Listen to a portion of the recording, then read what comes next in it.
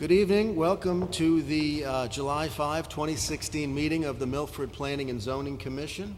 If I can ask you at this time to please rise for the Pledge of Allegiance and a moment of silence. I pledge allegiance to the flag of the United States of America and to the republic for which it stands, one nation, under God, indivisible, with liberty and justice for all.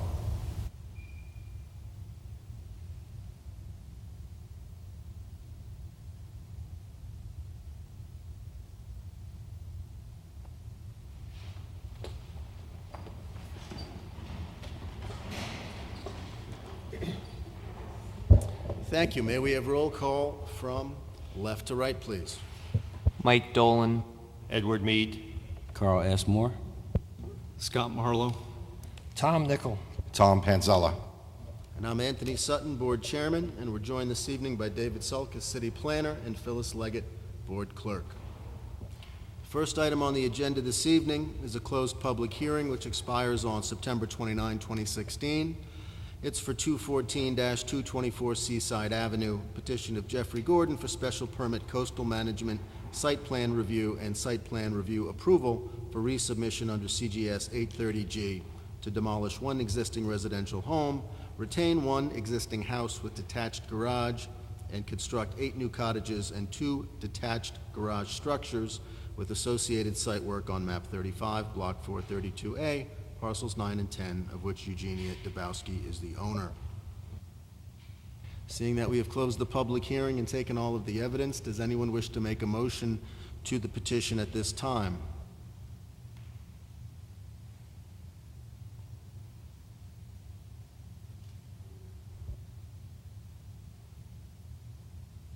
Does anyone wish to make a motion relative to the petition for 214-224 Seaside Avenue? Mr. Mead. Thank you, Mr. Chairman. We've gone back and forth on this line of sight for the traffic. In last meeting we had the expert from the neighborhood, but Mr. Gordon only presented his side without a traffic expert. But at this time, I'm going to make a motion to approve this with the following conditions. On the second application, he wants to remove one of the homes, so allow him to remove that house. And in his first application, they only wanted 7 new cottages, so only allow 7 to be built. Put up traffic signs to help control the traffic. Keep one of the existing homes, and to build the 2 new detached garages for parking. We've had problems with our applications going to Hartford, and the judge says we don't have enough evidence to deny, but if we approve it with conditions, then it's up to the applicant to either abide by these or reappeal it. Thank you, Mr. Mead. Is there a second to the motion? Mr. Moore. Does anyone wish to be heard on the motion? Mr. Nickel. Yeah, I don't agree with that at all. I'm in favor of denying the motion on the grounds that the traffic expert says this will not work, and it's a safety concern with the sight lines, and I have to go along with the traffic consultant. He's a licensed engineer with the state of Connecticut, as opposed to Mr. Gordon being a landscaping architect and site planner. I also have some reservations on the plan here to do with the snow shelves that are by the fire no exit, the emergency entrance exit for emergency vehicles, and the snow shelf, although it's not labeled snow shelf, at the entrance egress, which again would limit the sight line. So I see this as a very large safety concern, and I will not go along with Does anyone else wish to be heard on the motion that is on the floor? Seeing none, we'll close debate and call the question. All in favor of the motion to approve with the conditions enumerated by Mr. Mead? Aye. All opposed? The motion passes.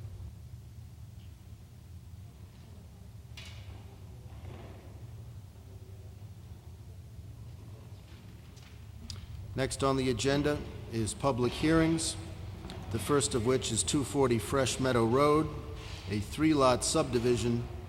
Petition of Donna Standish for approval to create a Don D. 3-lot... Ford, 17 Meadowside Road. I don't have the right to speak, but you all should be ashamed that you passed that, and any injury sorry, on that sir, street, you're out of any order. injury will be in your hands. That's my statement. I can't say. Item number 4 on the agenda under D, public hearings, petition of Donna Standish for approval to create a 3-lot re-subdivision on map 96, block 914, parcel 5B, of which Donna Standish is the owner. Good evening. Good evening. For the record, Ronald Wasmer, professional engineer and licensed land surveyor with an office at 158 Research Drive, Milford, Connecticut. I'm here representing Donna Standish. I apologize, I forgot to bring a board to put the plans up on. It's a relatively straightforward application, and the proposal is to subdivide a 22.6 acre parcel into 3 lots. This re-subdivision will create 2 1-acre lots at the corner of West River Street and Fresh Meadow Lane. Donna Standish will retain the remaining 20.5 acres, which her house is currently situated on, and she will remain there. The 3 lots conform to the zoning requirements. The plan set is drafted with the intention of depicting details for the creation of the lots number 2 and 3. If you want to take a look at sheet number 4,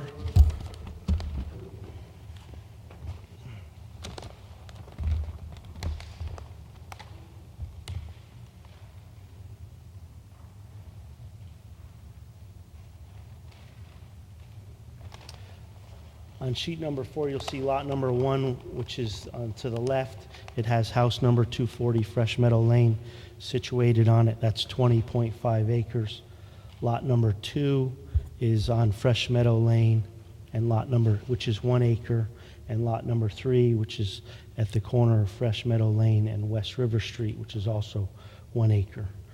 In the process of developing lots 2 and 3, we will do some improvements to the city roads. This includes road widening, curbs. There's been discussion with the Public Works Department, and I believe they're going to request a donation to their sidewalk fund in lieu of building a sidewalk at this location. We'll also be making some drainage improvements, extending the sanitary sewer main along Fresh Meadow Lane, and the water main will also be extended. We're not proposing any open space with this application, and we'll make the appropriate donation to the open space fund.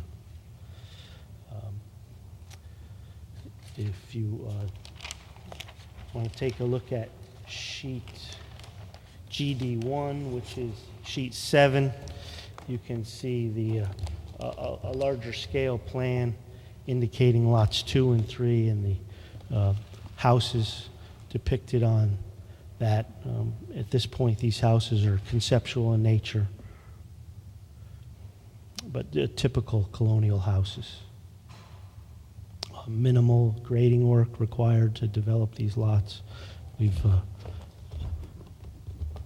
had comments from the various departments and have addressed all those comments. And I'll be happy to answer any questions if you have any. Thank you very much. Mr. Sulkus, do you have comment? I just want to point out all the lots are conforming. Lot number 2 happens to be a rear lot, and it's conforming.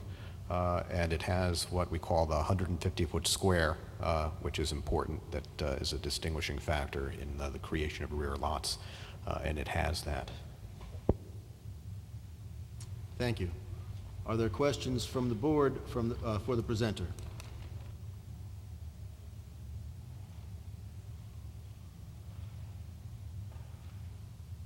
Any questions from the board for the presenter? Seeing none, I'll open up the hearing for public comment. Is there anyone in attendance this evening that wishes to be heard on this subdivision? If I could ask when you come up, and sir, please come on up, that everyone clearly state your name and your address. Please spell your last name. Please address your comments to the commission and not the applicant. And please keep clear and succinct as possible. And we appreciate our fellow residents being here tonight. Thank you. Good evening, sir. My name is Michael Zubaty, C-Z-U-B-A-T-Y-J. I live at 660 West River Street, next to the property in question. And I'm opposed to this three-lot re-subdivision that they're trying for. I bought my house because of the RA zoning, and last I knew that the zoning was put in place to protect the taxpayer. So I'm against this rezoning. Thank you. Thank you. Does anyone else wish to be heard in opposition to the application?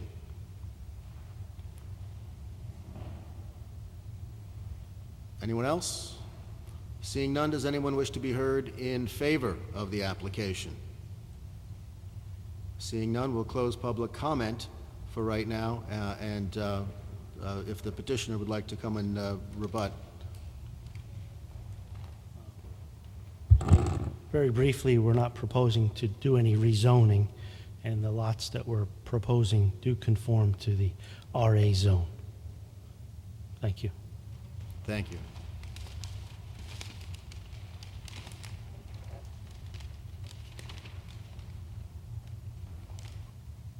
Are there any other questions or any questions for the petitioner or for staff at this time from the board? Mr. Mead. Thank you, Mr. Chairman. Through you to staff.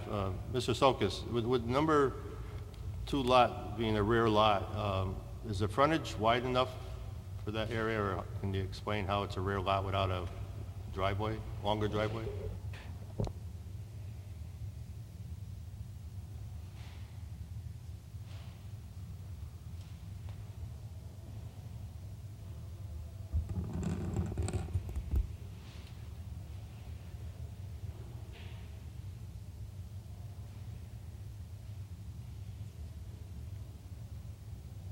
To answer your question,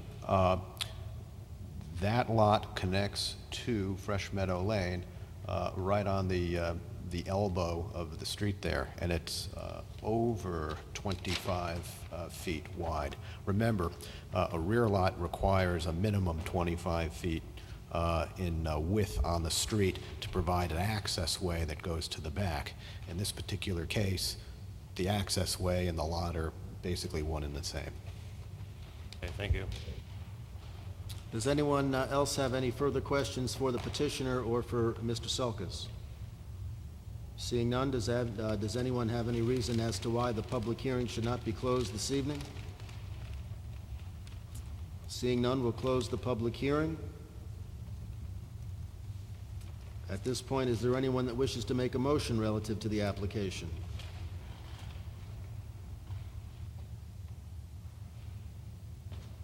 Mr. Nichol. Yeah, I'd like to make a motion to approve 240 Fresh Meadow Road, the 3-lot subdivision, Zone RA.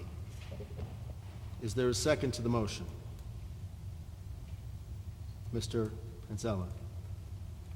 Is there any comment from the board on the motion that is currently on the floor? Seeing none, we'll close the debate and call the motion for a question. All in favor of the motion? All opposed? The motion passes. Thank you. Next on the agenda is 27 Eastern Steel Road, also known as 283 Woodmont Road, Zone ID, petition of Fairfield County Cycles LLC for special permit approval to establish a motorcycle repair facility on map 80, block 810, parcel 13B2, of which Connors Properties LLC is the owner. Good evening, sir. Good evening, Commissioners. Pleasure to be with you here tonight. Chris Russo from Q&R Associates LLC, One Post Road, Fairfield, Connecticut. On behalf of Fairfield Counties LLC for the property at 283 Woodmont Road. It's also known as 27 Eastern Steel Road. It's in the ID zone. We're requesting a special permit to establish a motorcycle repair and service and a small amount of sales, which is a special use in the ID zone under your regulations. This property is located just a little down the road from Pilot. It's on the right. It's 11 plus acre property it's a multi-use property, has over 10 buildings on it. The other uses include American Ladders there. They sell construction equipment. There's actually a motor vehicle repair shop already there.